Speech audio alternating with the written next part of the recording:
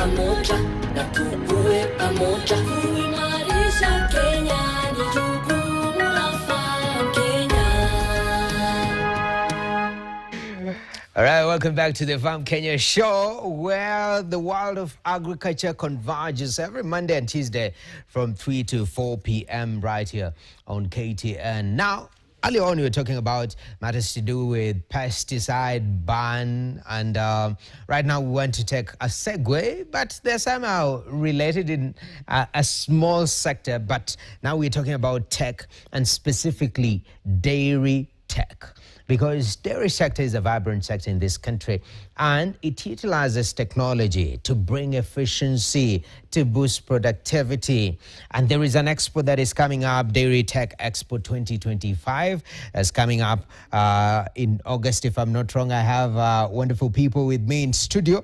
I have Sanya Desal from Radical Communications, and you guys are at the forefront of organizing this particular expo. You'll talk to us about that. And I also have George Kibet representing Dr. Kimutai Maritim, Director, Kenya Dairy Board. Thank you very much for making time. Maybe just to start with you, Kibet. Earlier on, we were just chatting prior to coming, and we were talking about pesticides. You tell me it touches also on the dairy sector. How? Thank you very much. Now, in terms of pesticides, when the residues gets through the water and feeds to the animal, then we get traces of the residues which gets through milk to the value chain. And that's where it becomes a problem, because now consumers are exposed to this. So we also do test for residues of pesticides in milk, and it's also a concern to us, yes. Has it been growing, going down? Where are we as a country? Not that the prevalence is that much, but it is a concern, because when you are exposed, it's a multiply effect. Okay. Small doses, and then it multiplies in the systems. All right. Yeah. Very, very important to know that correlation. Quite critical. Desal, good to see you. You were here last year, I think. Yes. To discuss matters tech. It seems you're very passionate about technology, and specifically today you are touching on dairy sector technology. Even before we go into the nitty-gritties of the expo, how critical is technology when you talk about dairy sector? Okay, so before I begin, I just want to thank the Standard Media Group for inviting me again. Last month I was here for Agri-Tech, and again this time I'm speaking for Dairy Tech, so I really appreciate. Second, the exhibition is starting from tomorrow at KICC. Starting tomorrow? Yes, absolutely. So okay. It will be from 29 July to 31st of July okay. at KICC. Okay. Now coming back to your question, see, if you see overall last 3 or 5 years, Kenya in dairy sector, there are a lot of potential of small-scale dairy farms or small-scale dairy in Kenya. Still, the data which I got to know from KDB just before starting of this show, still till today 80 million milk has been import. Kenya imports 80 million liter of milk per annum. So just imagine there is a lot of potential. You have a lot of excess of milk here in Kenya. And there are a lot of opportunity so that small scale farmers can have their dairy and they can do the production of milk and they can sell it in Kenya. And why Dairy Tech is important? Because we offer small scale dairy technology as well for the small whole farmers. Mm-hmm. That's why we are here with Dairy Tech. We have started our journey of Dairy Tech last year from Kenya. And I think this is the right destination for Africa to begin our journey. Okay. And I think dairy sector is growing in Kenya. Very, very important. This Dairy Tech Expo 2025 is the second edition. There was one last year, and I'd like us to take a look at how last year's Dairy Tech went down.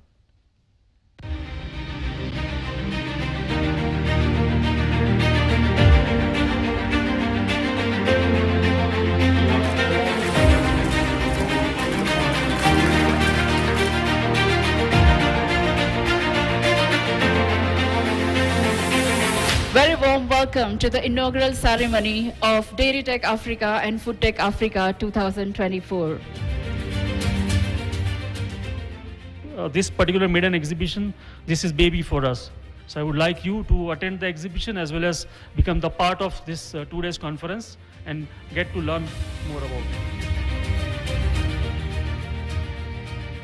One of the key aspects that we are looking at is, of course, moving from volume-based to quality-based payment system. And to be able to do that, we require technology, we require equipment at the level of production. And that's why today we have farmers here, we have exhibitors, and when we went around, we were able to see equipment that is able to support the implementation of a quality-based payment system in our sector. This gathering represents a pivotal moment for our dairy sector as we converge to explore the theme, Dairy for Health and Wealth. I'm confident that this Dairy Tech Conference and exhibition will serve as a catalyst for transformative change in our dairy industry. Let us seize this opportunity to forge partnerships, exchange knowledge, and chart a course towards a healthier and wealthier future for all Kenyans. With that, I officially declare the Dairy Tech Conference and exhibition open.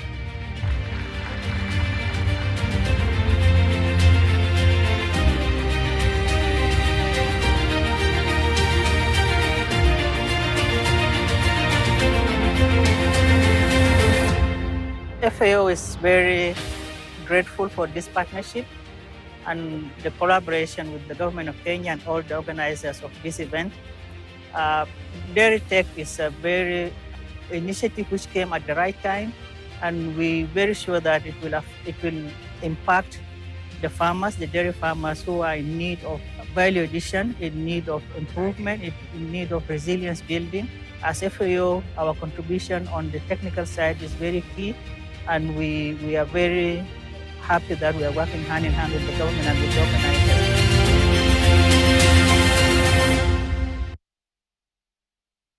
All right, that was last year. This year is way better, bigger, and even more technological solutions. But before we get to that, George, looking at the way dairy production is in Kenya, maybe paint for us a picture, because the son has talked about catering to the smallholder farmer, which is very critical, one of the biggest producers. But talk to me, how is the sector? How is it distributed in regards to size-wise, even as we gear towards bringing technology that will give and offer solutions to them? So the sector is smallholder driven. Majority of the farmers are small-scale farmers. Those producing below, let's say, less than 5 animals in their production system. And we're having approximately 1.8 million small-scale farmers. In terms of production, we are doing around, last year we did 5.3 billion liters. And if you look also at consumption, consumption is around 5 billion liters. So being that production is around 5.3, you've not less what is consumed by the calf, homestead consumption, then you're getting, already we have a deficit in terms of what the country needs. So in general, there's still potential to grow. Okay. And majority of these farmers are practicing semi-zero grazing and in some areas open grazing, and a few areas, and also in the island areas and the high potential areas, zero grazing. Okay. Yes. So it's majorly driven by smallholder farmers. Yes, it is. Which is very interesting. Desal, talk to me about judging by last year's first edition of the Expo. Is there a particular hunger amongst the dairy sector players, especially these smallholder farmers, to tap into technology? And what is their concern talking to them from last Expo that they want to see sort of offered solution through technology? So see, we measure by the how many registration we have done last year before the event and this year. So there is a tremendous growth of pre-registration who wants to come see the technology and apply their technology for small dairy or in their farms. So obviously there are a lot of enthusiasm from small holders who wants to establish the dairy. If you see last 3 years or 4 years, there are a lot of increase of milk production and the dairy production in Kenya. That itself shows that now the Kenyan stakeholders, especially dairy, they are looking for a technology. Through technology, they can implement this technology. See, if you go in the past, there was a traditional way of method, 10,000 liter, you do it. But now you can do 500 liters, 1,000 liters. When we talk about Europe, Europe brings a lot of technology for the bigger dairies, where Asian countries also offers competitive price for the small scale dairies or small holders. So those technologies we are bringing, which is absolutely last year we brought few companies. This year we are bringing more companies for small dairies as well. So obviously this is going to be a game changer in Kenya and East Africa. Okay. Yeah, George, looking at these smallholder farmers, majorly who are running the industry, because when you look at the big players, as much as we are to cater to them, majority of them are utilizing technology just based on scale. For the smallholder farmers, what are the gaps that we are seeing that technology is coming in and filling? Last year we did an analysis on the cost of production, and top on that list was feeds, and followed by labor. If you look at in terms of feed, we need technology to bale, we need technology to enseal in terms of silage. Coming to labor, milking, we have milking machine. Nowadays cost of labor is quite high. Mechanization in terms of movement of feeding material, inputs to and from the farm. Solar-based technology in terms of chilling that minimizes losses. So those are the areas we are looking at in terms of storage of the final product, feed and feed conservation. Those are key areas where farmers are having challenges. And also value addition, small cottage industries where people can do value-added product that would extend the shelf life, expand the market for these farmers, and even now get them more returns. Instead of dealing with raw products, then they can be able to expand and deal with cheese, yogurt, cultured product, and these are opportunities for our farmers. Definitely. Yeah. Desal, you talked about the price competitiveness. Affordability is a huge factor when it comes to acquiring technology. And you said, for example, European technology, lots of big players are getting that. But for smallholder, it seems there is a huge gap there. Talk to me about because I'm using last year as the best since it was the first one. What is the farmer's reaction towards the prices that you're offering? And is it too high? Is it manageable? Also comparing to the benefit, sort of cost-benefit analysis to it. See, when we measure the success of any exhibition, we see that how many old exhibitors have confirmed their participation in the second edition. And I'm happy that all the, the affordable equipment machinery manufacturers, 90% of them, they are repeating their participation. So obviously they got a lot of inquiries. They have done a lot of business. They have supplied this equipment and machinery to Kenya and surrounding countries. And I'm sure this advantage obviously has been taken by the small holders of dairy sector, not only in Kenya, but also in East Africa. No, that's incredible. Yeah. Roughly, how many companies are expecting setting to? We have about 55 plus company because it's on a growing stage. Last year we have done our first edition. This is our second edition. But happy to share that there are 9 countries participation in this dairy tech. We have participation from obviously from Kenya, India, Tunisia, France, Cyprus, Italy. So more than 9 countries is participating in this dairy tech exhibition. That's massive. I mean, George, talk to me about the issue that you mentioned about cost and offering competitive prices. with players from the Asian markets coming in and, sort of filling that particular gap. Has cost been a huge hindrance for many dairy farmers to acquire technology? Yes, it is a factor because being that most of the farmers are small scale in nature, some of these equipments and technologies, the initial cost of investment could be high.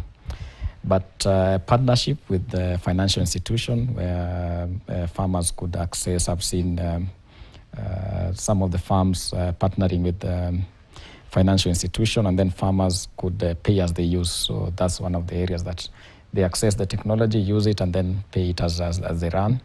The cooperative model has also the model of the cooperative has also been an advantage to the farmers, where working together they can be able to pool resources, acquire one machine that it can be a single machine in terms of feed conservation, then it utilizes around that catchment area of the cooperative. So that's another area of going around the cost. The other bit is accessing technology from Asian, which maybe they might be small scale in nature and affordable. And then there are also other providers who do it locally. That makes the cost to be cheaper. Okay. Yeah. Wow.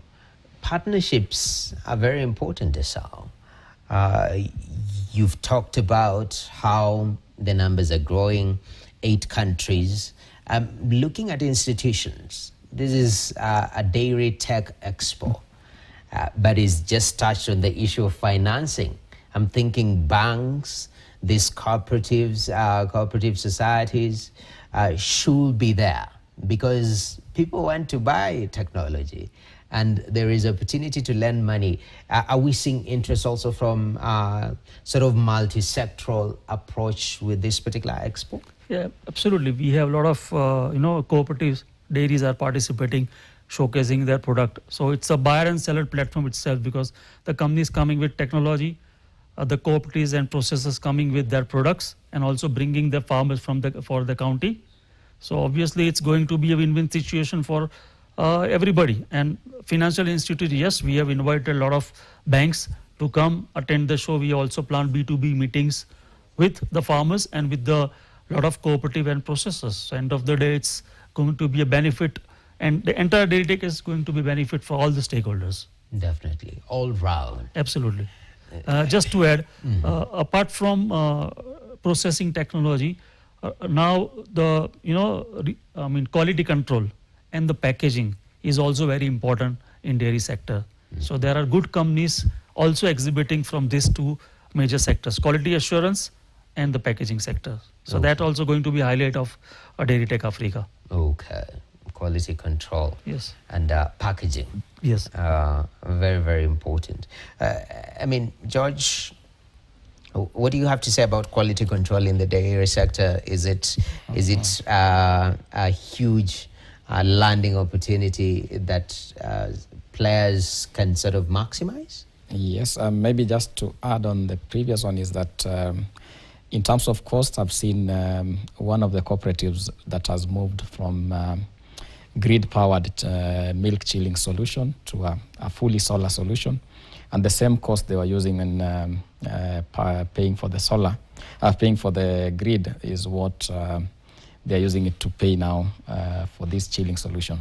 So innovation might be costly at the beginning, but the saving the farmers and the cooperative make quite high. Okay. Coming back to issue of quality, yes, it's key. We also trying to move into quality-based payment as an industry. And in terms of technology, we are relying on technology to provide the quick assessment of the quality of milk, and then for us to be able to make that prompt decision on whether to pay it as a premium or which grade at which we are paying this from. So technology is key in terms for us to move from volume-based payment to quality-based payment.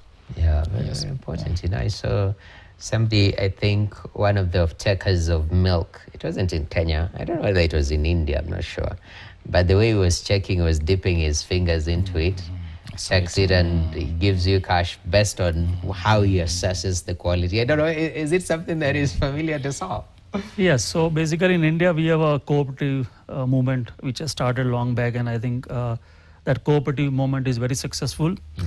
We have in the villages we have a small this cooperative, so all the farmers goes with the milk in the morning, and then they measure with how many fats they have in the milk, and based on the fat they decide the price. And it's a very successful movement. I'm sure Amul, the name Amul is very popular amongst the entire world, and that Amul cooperative movement is a very popular and very effective in entire India. Yeah. That's incredible. Yeah, and if you see the numbers, I think we are the largest milk producer. India is the largest milk producer of the world right now. Yeah. We are used to the Indian chai. Yes, absolutely. Masala chai. Masala chai, yeah. Closing up, I know this is happening. It's going down at KICC from tomorrow. As the dairy board, you guys will be there, George? Yes, we will, definitely. Yes. You've marshaled people to come, these farmers to come and check out this technology? Yes, and our farmers will be there as well. Beautiful. Yeah. Mr. Desal, your rallying call as we finish to... There might be a farmer who's thinking it's 50-50. Do I show up for this or not? Give them a reason to show up on at KCC starting tomorrow. Yeah, the technology we are bringing for them, they can use this technology in their dairy and they can grow. And I would say this is the very famous sentence which I use, grow together. It's very important. And those who wants to understand more about theoretical part of it, we have a 2 days conference also, Dairy for Health and Wealth. Okay. So expert can come and attend the conference. There are a lot of eminent speaker is speaking in 2 days conference. We are going to discuss on policy. We are going to discuss on production. We are going to discuss on government policies, quality, everything. So it's the right opportunity for entire dairy sector stakeholders to come, see the exhibition, and same time attend the conference and take knowledge way back their home. Definitely, very, very important, gentlemen. Hopefully see you tomorrow. Of course, for you guys will be at the ground. Absolutely. In Kenya we say kwa ground. Yeah? Absolutely. Yeah, so very, very important. And next time we have this conversation, we'll be having it over milk instead of water, right? Sure. Thank you so much. Very, very important. Really But thank you very much, Sanya Desal from Radical Communications. They are critical in, organizing this particular Expo, Dairy Tech Expo 2025, starting tomorrow, 29th July to 31st July. We also have George Kibet from the Kenya Dairy Board, representing Dr. Kimutai Maritim, who's the director, who's out of the country for some business, incredible. You've done a good job, yeah? Thank you. This will go into the CV, George. Thank you. But gentlemen, we really appreciate. Thank you very much for your Pleasure. time. Thank you. And Thank you. that's where we put a full stop to today's Farm Kenya show. I hope you've learned something that is of value to you. First of all, tomorrow, kama hauna form, as Gen Zs will say, form is at KICC. If you want to learn about dairy and dairy sector, dairy technology, and it doesn't mean that you have to be a farmer, because there is room for you to work in the intermediary. You could be a seller. You're buying tech from these guys and you're selling on the other end. So make sure that you create time for that. And also we've learned about pesticides, which is critical in this urgent time. My name is Nakib Kimboy, and that's all. We are out. See you until the next one. Bye-bye for now.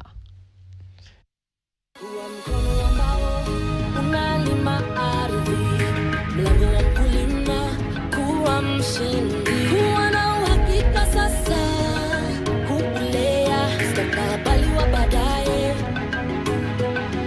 Tufanye kazi pamoja na tukue pamoja.